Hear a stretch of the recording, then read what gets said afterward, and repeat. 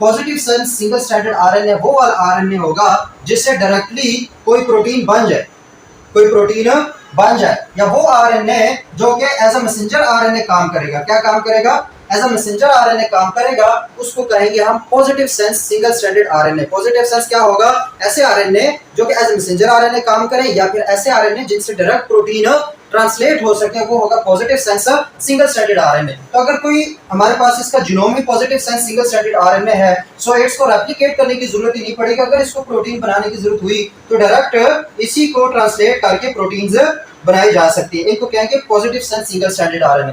दूसरा हमारे पास negative sense single stranded RNA था। तो negative sense single stranded RNA क्या होगा कि वो मैसेंजर आरएनए का कॉम्प्लीमेंट्री होता है, मतलब उससे डायरेक्ट हमारे पास प्रोटीन्स नहीं बन सकती। नेगेटिव सेंस से हमें डायरेक्ट जो है वो प्रोटीन्स नहीं बन सकती, बल्कि जो मैसेंजर आरएनए होते हैं जिनसे प्रोटीन बन सकती है, उसका कॉम्प्लीमेंट्री जो होता है वो हमारे पास negative sense single stranded RNA होगा। वो क्या होगा? Negative sense single stranded RNA. उसको मैंने हम कैसे करेंगे इसको कि हमारे पास बिलफर्ज ये दो स्ट्रैंड्स है, ये क्या हमारे पास दो स्ट्रैंड्स है, ये एक स्ट्रैंड है। अगर इसको क्या करें, इसको मैं कहता हूं कि ये TATCGA ये है, और इसके साथ हमारे पास एक ये स्ट्रैंड है। अगर इसके ऑपोजिट क्या होगा?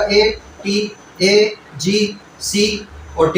ये हमारे पास एक डीएनए है। ट्रांसलेशन की हम बात करें, यहाँ पे इसको समझेंगे। ये हमारे पास एक डीएनए है, तो इस डीएनए का एक जो स्ट्रैंड होगा वो as a coding sense use करेगा। मतलब यहाँ से मैसेंजर आरएनए जब बनते हैं ये थोड़ा अलग होते हैं। बिलफर्ज ये वाला जो है ये अलग हो गया, यहाँ पे ये वाला हमारे पास यहाँ पे अलग हो गया, ATAGCT ऐसा ही है। अब अगर इसका मैसेंजर आरएनए बनेगा, बिलफर्ज ये हमारे पास स्ट्रैंड है, एक कोडिंग स्ट्रैंड है जिससे हमारे पास मैसेंजर आरएनए बनेगा। तो इसका मैसेंजर आरएनए क्या बनेगा? ए के ऑपोजिट क्या आता है? थायमीन। थायमीन, लेकिन थायमीन जो है वो आरएनए में नहीं होता, तो उसके ऑपोजिट क्या आएगा? यूरासिल। फिर टी के ऑपोजिट ए, फिर ए के ऑपोजिट यू, फिर जी के ऑपोजिट सी, सी के ऑपोजिट जी और टी के ऑपोजिट ए। ठीक है, तो ये हमारे पास एक स्ट्रैंड बनेगा जो कि पॉजिटिव सेंस आरएनए होगा। इसको हम क्या कहेंगे? Positive sense single stranded messenger RNA इसको यहाँ पे कहा जाता है। अब इसका मतलब क्या है कि ये डायरेक्ट हमारे पास कोडिंग सेंस वाला या कोडिंग स्ट्रैंड है कि यही हमारे पास जाएगा राइबोसोम्स के पास, और यहाँ से डायरेक्ट क्या बनेंगे? यहाँ से डायरेक्ट हमारे पास बनेंगे क्या चीजें? प्रोटीन्स। यहाँ से डायरेक्ट क्या बनेंगी? प्रोटीन। अब नेगेटिव सेंस क्या होगा? नेगेटिव सेंस इसका अगर कॉम्प्लीमेंट्री हो, इसका कॉम्प्लीमेंट्री आरएनए कैसा होगा? यू का कॉम्प्लीमेंट्री क्या होता है? ए। ठीक है, ए का कॉम्प्लीमेंट्री क्या होता है? यू। क्योंकि आरएनए की बात कर रहे हैं, डीएनए में तो वो टी है, लेकिन आरएनए के कॉम्प्लीमेंट्री में ए क्या कॉम्प्लीमेंट्री क्या आएगा? यू आएगा। फिर यू का कॉम्प्लीमेंट्री ए, फिर सी का कॉम्प्लीमेंट्री जी, जी का सी, और ए का दोबारा से क्या आएगा? ए का आएगा यू।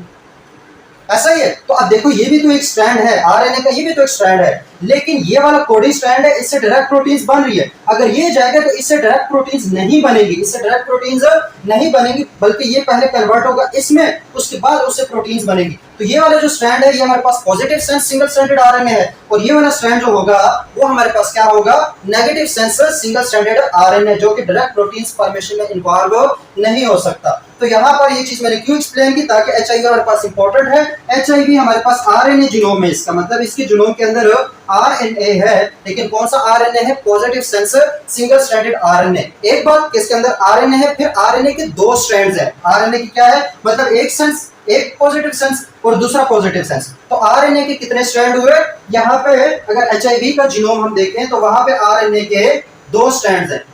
आरएनए के क्या है? दो स्ट्रैंड्स हैं। अब बाज जो बुक्स हैं उसमें इसको डबल स्ट्रैंडेड आरएनए कहा गया, बास बुक्स में इसको क्या कहा गया? Double stranded. और इस वजह से कहा गया कि इसमें दो स्ट्रैंड्स होते हैं आरएनए के, जो कि बात टोटली गलत है। ये डबल स्ट्रैंडेड आरएनए ही नहीं है, सिंगल स्ट्रैंडेड आरएनए ही है, लेकिन उसके दो स्ट्रैंड्स है। अब डबल स्ट्रैंडेड आरएनए और सिंगल स्ट्रैंडेड आरएनए में बहुत बड़ा फर्क है। डबल ये कब होगा कि ये एक आरएनए है, ये एक आरएनए, और ये आपस में क्या बना ले? बांड बना ले, तो ये हमारे पास डबल स्ट्रैंडेड आरएनए हो जाएगा। लेकिन वहां पे ये सीन नहीं है, ये अलग है और वो अलग है, ये स्ट्रैंड अलग है, ये स्ट्रैंड अलग है। दो स्ट्रैंड्स हैं लेकिन डबल स्ट्रैंडेड नहीं है। कुछ बुक्स में ये बात लिखी है जो टोटल गलत बात है।